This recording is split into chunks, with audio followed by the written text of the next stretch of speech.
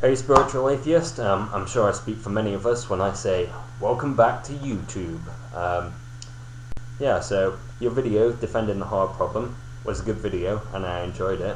You said I was comparing a car to a blender, by which I think you meant I was making a categorical error when I was comparing the objective, cold, third-person perspectives of science and the first-person subjective conscious experience itself. I wouldn't say I was comparing a car to a blender. What hopefully that I'm trying to do, along with other materialists and stuff like that, is looking at the particular pieces of the car. Now, I'm not much of a mechanic, so I don't know how well this analogy is going to go, but looking at the fuel tank, the starter engine, the battery, the axles of the wheels, and how it all sort of comes together, and I look at the particular functions of it, maybe play around with them somewhat, and hopefully then I'll be able to understand better how the car works. I could change different pieces to see how it affects the behavior of the car. Similarly, we could probe bits of Matt's brain to see how it affects his conscious experience. People obviously try out with drugs, hallucinogenics, you've got hypnotherapy, you've got people that put electrodes on people's brains, so that's the way that I would view it. We're looking at the individual pieces of the car. I came up with an analogy that I thought might better highlight this thing. So the next time you go to upload a video, your video itself is colourful, it's got sounds, it's got words, it's got movement, expressions, ideas, and all sorts of stuff like that. But the next time just before you upload it, right click it, open it in Notepad, and see what's there.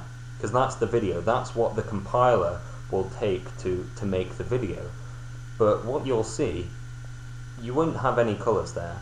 You won't have any words, you won't have any ideas, there'll be no sounds, there'll be nothing video-like about the source file itself. Even though that is the video, there'll be nothing video-like about it at all. So I'm saying that the same thing about consciousness. In order to understand it, we have to break it down into its functional components. I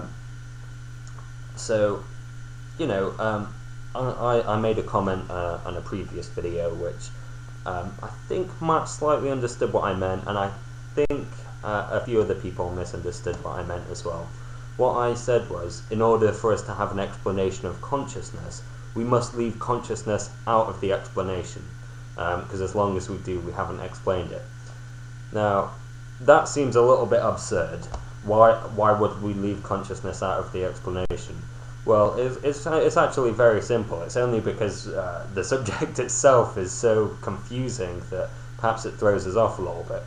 But if I was going to explain, water or something like that, I couldn't have water in my explanation, because as long as I did, I haven't explained it. If I said something like, water equals blah blah blah blah blah, water, that's just unacceptable, because I'm referring to the very thing that I'm trying to explain.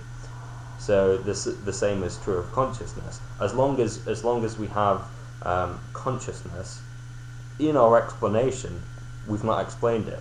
Now, I did look at your videos of the hard problem, but it was a while ago, and you did make many of them. I will look back over them, but as far as I can remember, you were kind of an idealist, whereas I'm a materialist. But I think the hard problem, I deny it's a real problem, but what I think makes it problematic is we find it very difficult to accept that anything can have a point of view at all.